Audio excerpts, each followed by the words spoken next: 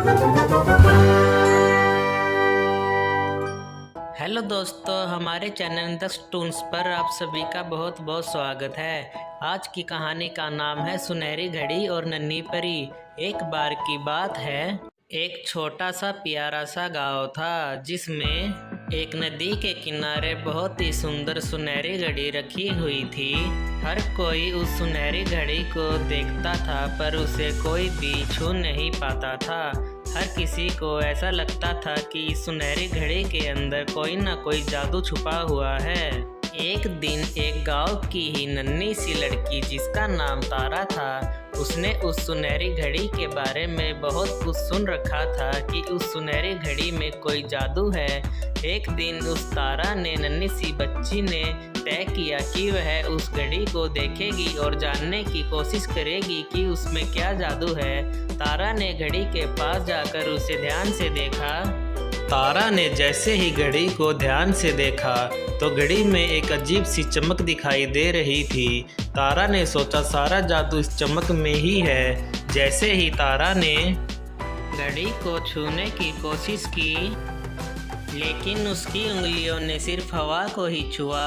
तारा ने महसूस किया कि घड़ी के पास छूने की कोई शक्ति नहीं है। उसने गहरी सोच में जाकर कुछ सोचा। उसने एक प्लान बनाया। उसने गांव के लोगों से सुना हुआ था कि जादूगर दिल के बहुत सच्चे होते हैं, इसलिए अपनी सच्चाई और ईमानदारी से तारा ने फिर घड़ी को छूने की कोशिश की। जैसे ही तारा ने घड़ी को अपने सच्चे मन से छूने की कोशिश की, तभी ने हिलना शुरू कर दिया। एक अजब सा माहौल हो गया था। तारा बहुत ही अचंभित हो गई थी। तभी घड़ी के अंदर से एक बहुत ही छोटा सा सुंदर सा स्वर्ग दिखाई दे रहा था।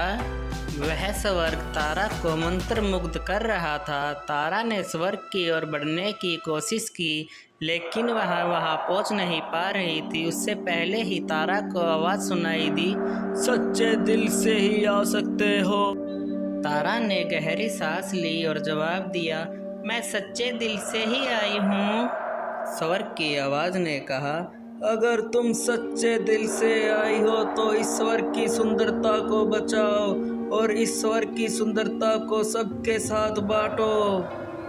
हेलो दोस्तों, ये कहानी आप द टून्स पे देख रहे हैं। अगर कहानी अच्छी लगे तो कृपया चैनल को लाइक, शेयर और सब्सक्राइब जरूर कीजिएगा। तो चलो चलते हैं कहानी की तरफ। तारा ने अपने दिल में महसूस किया कि उसकी सच्चाई ही उसकी ताकत है। तारा ने स्वर्ग की सुंदरता को गांव के लोगों के साथ बांटने का निश्चय किया। अगले ही पल तारा स्वर्ग के अंदर थी। तारा को स्वर्ग का नज़ारा बहुत ही प्यारा लग रहा था। तारा को पता चल गया था कि उसकी सच्चाई और सच्चे मन के कारण ही वो आज स्वर्ग के अंदर आ पाई है। तारा ने गांव में वापस लौटकर सभी गांव वालों को इस नज़ारे के बारे में बताने का निश्चय किया। तारा ने गांव में लौटकर सबको उस अद्भुत स्वर्ग के बारे में बताया। लोग हैरान और खुश हुए। तारा ने सबको बताया कि यह स्वर्ग उनकी सच्चाई और ईमानदारी की वजह से ही प्रकट हुआ है। गांव के लोग तारा की बातों को समझ गए और सबने एक दूसरे के साथ सच्चाई और ईमानदारी से हमेशा रहने का संकल्प लिया। तारा के बताए हुए रास्ते पर चलकर सभी गांव वाले सच्चाई के रास्ते पर चलने लगे। अपनी सच्चाई और ईमानदारी के कारण सभी गांव वालों ने स्वर्ग की प्राप्ति की। इस प्रकार तारा ने गांव में सुख और समृद्धि फैलाने का भी काम किया। तारा की वजह से गांव के सभी लोग ईमानदार बन गए थे। घड़ी अब सच्चाई और ईमानदारी का प्रतीक बन गई थी।